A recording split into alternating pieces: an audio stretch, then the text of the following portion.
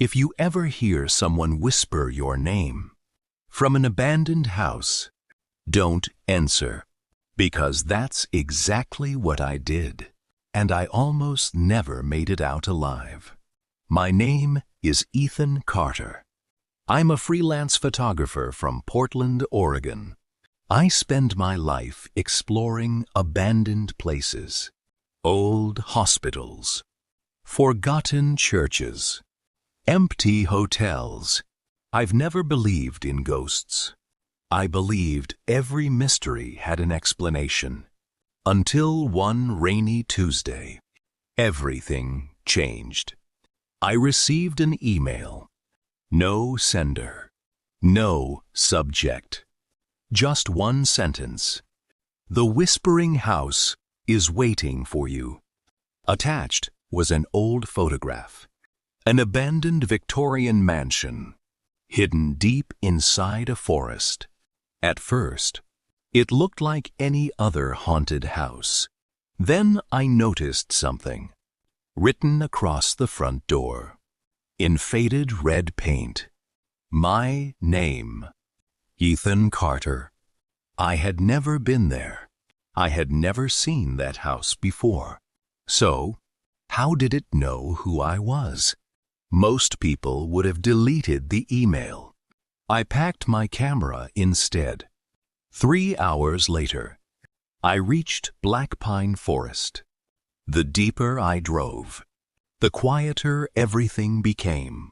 No birds, no animals, no wind.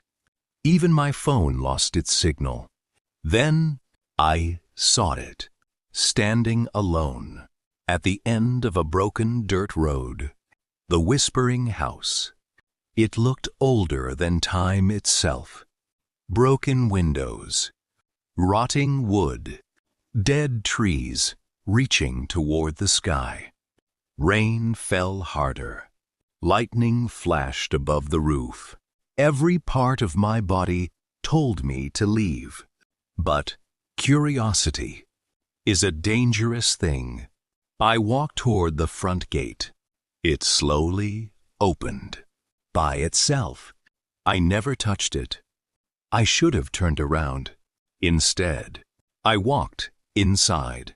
The moment I stepped through the front door, it slammed shut behind me. The sound echoed through the entire house. The air turned ice cold. Dust floated through the darkness. Then, I heard it. A little girl's voice. Soft, gentle, almost comforting. Ethan! I froze. Nobody knew where I was. Again, Ethan! This time, it came from upstairs. I slowly pointed my flashlight toward the staircase.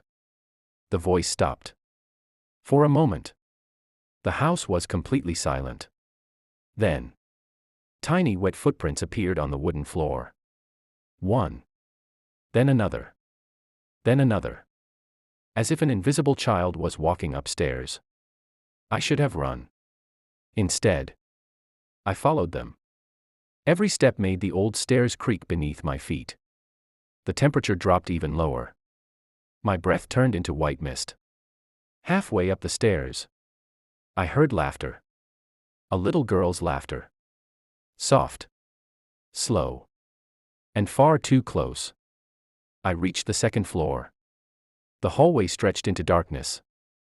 Old family portraits covered the walls. Every face had been scratched away. Except one. It was a little girl. Long black hair. A white dress. Gray eyes. She looked familiar. Suddenly, a voice whispered behind me. Ethan. I turned around. No one. When I faced the hallway again, she was standing there. Perfectly still. Barefoot. Staring directly at me. She couldn't have been older than 10. She smiled. Not a happy smile. A smile that felt wrong. Then she spoke. You came back. My heart stopped. I've never been here before, I said. She tilted her head. Yes. You have. Before I could answer, the lights flickered. Everything went dark. Only my flashlight remained. When the light settled, the little girl was gone. But I wasn't alone anymore. Something much taller was standing at the end of the hallway.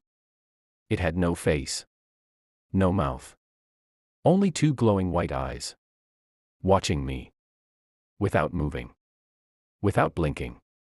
I couldn't breathe. I couldn't move. Then, it took one slow step toward me. The floor shook beneath its feet. Another step. Closer. Another. Closer. I turned and ran. The hallway seemed endless. Every door slammed shut on its own. The whispers became louder. Ethan. Don't leave. You belong here. I reached the staircase. I looked back one last time. The shadow was gone. But the little girl was standing exactly where it had been. She smiled and whispered, "See you tomorrow." To be continued, The Whispering House. Part 2 coming tomorrow.